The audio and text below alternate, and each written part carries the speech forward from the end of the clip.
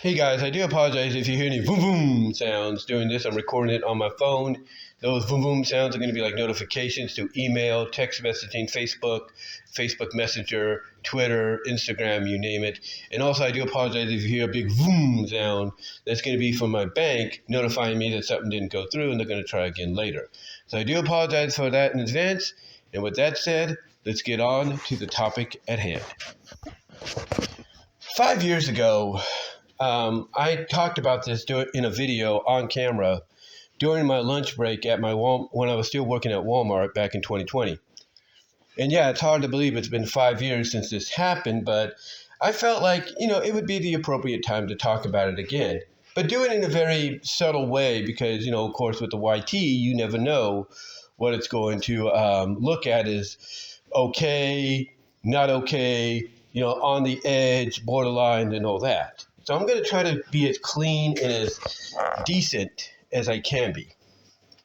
Now, with that said, 5 years ago, Funimation and TV Tokyo and Amazon Prime decided to basically distribute and air an anime based on a very popular, beloved manga. However, what they didn't know was this manga, I should say, was of a certain kind. The manga in question, known here on the West Coast or in the Western Hemisphere, North America and such, it's known as Interspecies Reviewers. And from what I can gather, it basically is about a trio of different species of reviewers going around and basically reviewing certain places, when it comes to certain interactions, quote unquote. Now, this trio consisted of a human, an elf, and we can only assume to be a very feminine, transgender, male to female angel. We can only assume. Or petite angel. Again, we can only assume. Now, with that said, it is the certain interaction, quote unquote, that caused the anime to be taken off the air, not just because of Funimation, or Amazon Prime, but all over. Even TV Tokyo took this off the air. And it was because of that certain interaction, in the anime that basically caused a lot of controversy. Because what happened, and I'm sure other people may correct me on this, but what happened is that there were certain scenes showcased in this anime that basically were not borderlining, if you will, or not, indicating or referencing or silhouetted or anything like that. No. These things were full on screen visually seen. And it caused this anime to be given a different anime name that starts with an H. And because it was now looked at as an H anime, it's what caused basically, like I say, Funimation and Prime Video and TV Tokyo to take it off the air or take it off the service. And now the only way you could try to find it is through outlets like Internet Archive or some of the more, I guess you could say, adult video websites out there, if you catch my drift. Now, apparently the episode that I think overdid it, that really crossed the line, was an episode that is pretty much one of the more popular ones, when it comes to this anime adaptation of the manga. The episode basically deals with the trio going to this place, this brother, as they call it, brother, whatever it's called, or whatever you call it, that consists of a lot of female people, female servants, employees, you name it, what have you. It's like a hotel with service, quote unquote, on the service. And basically, you would think, okay, we know what's going to happen because it's going to have that certain activity, just like all the other episodes, or just like the rest of the series describes it to be, right? Not particularly. Not particularly, because you see, it does have that quote unquote interaction, but it's done in a different way.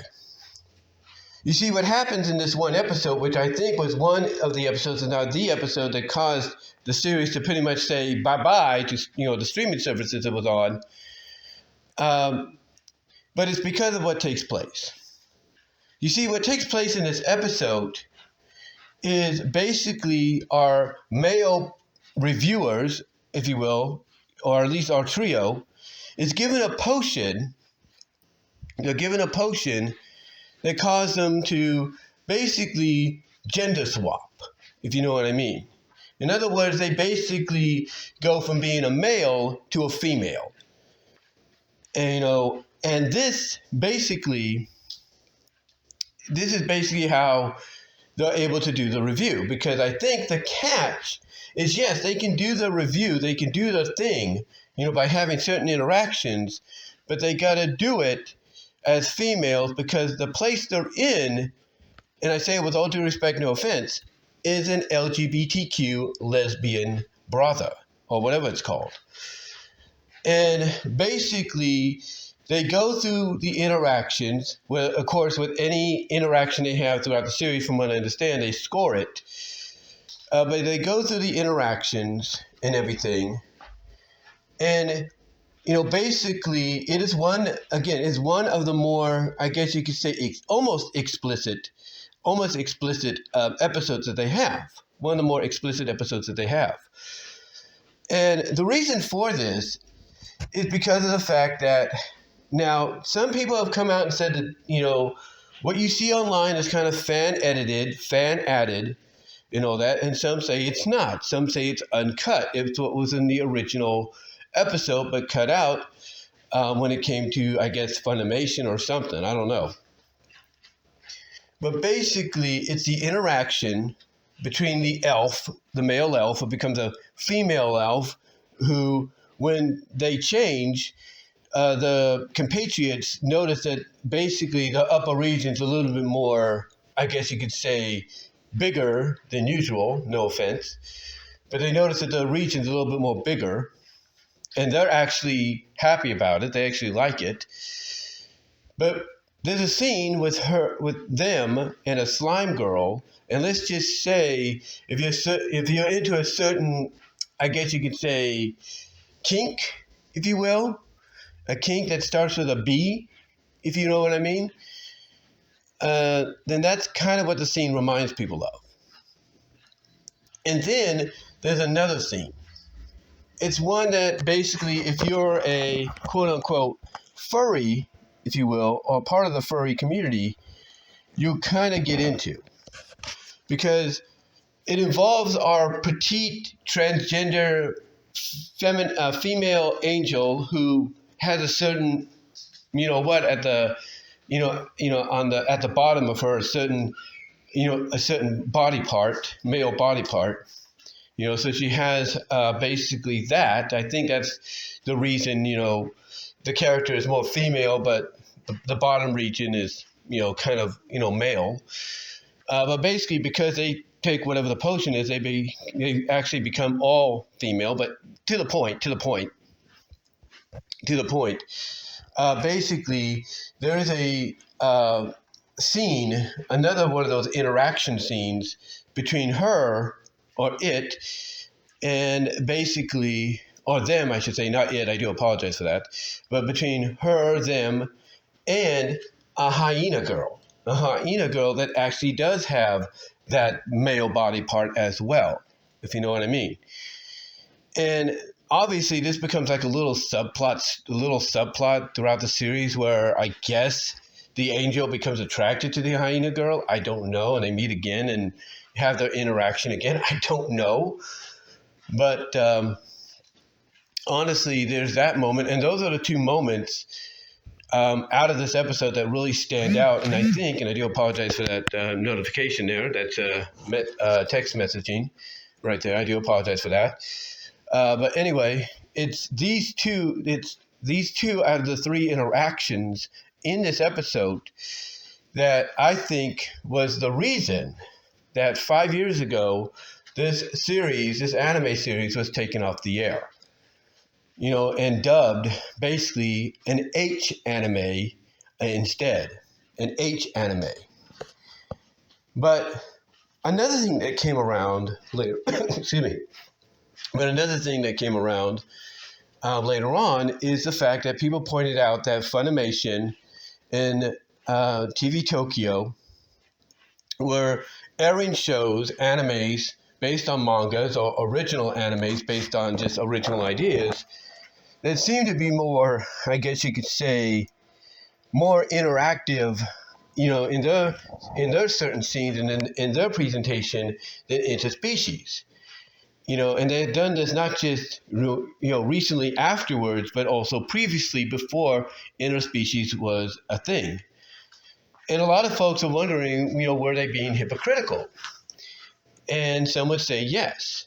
Some would say yes, they were being hypocritical, because why punish this series and let the other series that you've shown and have you shown before and have shown afterwards, pass through? Like, what's the big deal?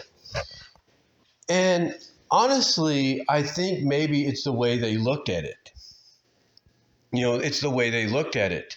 And the fact that, yes, there are other animes, whether or not they're based on mangas or the original ideas, yes, they had certain scenes, certain moments, quote unquote, but apparently, I guess, from what I can understand, looking back on it 5 years later, from what I can understand, basically, they weren't as explicit, they weren't as, I guess you could say, visual. They weren't as quote unquote visually seen, as what Interspecies Reviewers did with their series and their scenes throughout the entire show. So to me, I think that's why, in my opinion, they let these other shows remain on their service, on their stations and all that, as well as also approved of the other ones that came afterwards, because even though they had certain moments and interactions, they weren't as visually noticeable as what Interspecies did. And again, I think it may have been thanks to that one episode that I mentioned that really put them over the line, because even after that episode, they still aired episodes later on. But I think it's because of what was being visually seen even in those. It's like, yeah, we can't have this anymore. But the obvious question is, why even greenlight or greenlit, or why did they even greenlight, I should say, this adaptation to happen? Did they not read the manga? Did they not read the manga? And I think I talked about this 5 years ago, but, did they not read the manga? And in my opinion, I don't know if I have to go back and watch my original video, but I don't think, honestly, they did. I don't think they originally did read the manga. I don't think they did. Or if they did, they only read it to a certain extent, not realizing what they were going to get into. Or if they did and they're realizing, okay, this sounds good, they probably didn't, communicate very well with their animators of, hey, this is how the scene's going to go, and that's it. And the animators, without that communique, decided, okay, they're telling us that we need to do this in a certain way. Oh, okay, we'll do that. And they probably took it a little too far. Who knows? We don't know. But the point is, to me, there might have been a communication error. Either they didn't communicate with the original manga distributors, the original writers of the manga, to see how intense, how visual the scenes were going to be, certain scenes were going to be, certain interactions were going to be, or if they did read the manga and understand it, they didn't communicate very well with their animators to tell them, hey, you need to animate it to this extent, but not too visual, to where it may look like and feel like a certain H-like anime. So I think there might have been a communication error there too. And if it wasn't any of those, I'm sure it had to be a communication error on Funimation and Amazon and TV Tokyo's part, because basically they were okay with it, but they probably didn't realize what they were getting themselves into until it was too late. And I think also it may have been the timing too. Because TV Tokyo, I'm sure they have their own streaming service over there, and I'm sure they have their own streaming services of Prime and Funimation. But I'm sure that through TV Tokyo being like a regular station where they would air the anime still, I'm sure they didn't realize what they were getting into when they aired it at a certain time where everybody, including kids, was still up. And I think that's exactly what happened. They had no idea after they made the deal to air it on TV Tokyo and then distribute it over to Funimation streaming service and Prime, and Amazon Prime, that they had any idea that what people would be watching would be something that basically shouldn't be seen at certain times or even on, mainstream streaming services at all. If you want, basically it's the kind that if you want to buy it, go ahead and buy it, but also you got to look at the rating. You also got to look at the rating, or you need to look it up. So again, I think, either way, it had to be a communication error on all ends. Either a communication error of basically the fact that they didn't, get in contact with the original writers of the book or the manga to see how visually interactive certain moments were going to be, or they didn't communicate very well with the artists to tell them to animate a certain visual moment to a certain extent, or probably the more likely is basically they didn't communicate well with the studio that was licensing out the anime to them of how visually interactive certain moments were going to be throughout the entire series, that when they decided to put it on at a certain time on TV Tokyo, it pretty much put them into a lot of deep you-know-what. Pretty much put them into a lot of deep you-know-what. So, yeah, whatever the situation is, when you look back at this, 5 years later, it's just one of those moments in animation history or anime history that a lot of lessons are taught. And probably the biggest lesson is knowing what you're getting yourself into via communication. You need to communicate, on all ends. And I know from experience what communication is about. If you don't communicate very well, you don't communicate very well on all ends, nothing's going to get done. So to me, this is a lesson of communicating, on what you're getting yourself into, what you're knowing, what you're licensing and buying into. Because if you don't communicate, correctly, if you don't communicate, very, responsibly, you're going to end up in a situation that like what we got 5 years ago when it came to Interspecies Reviewers. But guys, let me know what your thoughts are. What were your thoughts, even now, 5 years later? What were your thoughts on this whole controversy of Interspecies Reviewers? What did you think about it when you first found out it was going to be an anime? And what was your first thoughts when you found out, it's one of those animes, an H anime, that pretty much, caused a lot of controversy to the point that it got taken off, not just Funimation, Amazon Prime, but also TV Tokyo and internationally. Let me know what your thoughts are down below in the comments, as well as the live chat during the premiere if you've done that as well. Also, like the video, ring the bell for notifications, subscribe to the channel, share the video. Also, guys, check me out at all the outlets. You can find me outside of YouTube. You can find me at all your favorite audio and video podcast affiliates like iTunes, iHeart, Spotify, Pandora, Audible from Amazon, Radio Public, Overcast, wherever there's a podcast, you will find mine there as well. Also find me over at VENMO at BW Roses. You can find me at Odyssey.com at BW Roses-5. You can also find me at Rumble.com at BW Roses. So I've added some content there that I will not put here on YouTube due to reasons. This one I think will be okay because trying to be as clean on what I'm describing as possible. But yeah, there's some on there I'm not going to put on here because of reasons, copyright and certain other reasons. But yeah, you can take me over at Rumble if you will. You can also find me at DeviantArt.com at BVW1979. You can also find me, ladies and gentlemen, at InkBunny.net at BW Roses. You can also find me, ladies and gentlemen, over at the Teespring store for merchandise you can't get anywhere else. Also support me over at Patreon.com at BW Roses. I have a new video up there under the $3 and $5 tier. You can also support me with the $1 tier as well.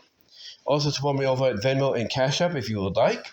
And also, ladies and gentlemen, follow me on Twitter, aka X at BW Roses, Blue Sky at BW Roses, TikTok at BW Roses.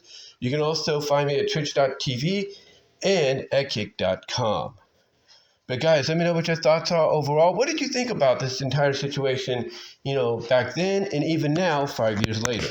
Let me know. And until then, I am out. And sorry for the boom booms. I was putting in my code to unlock my phone.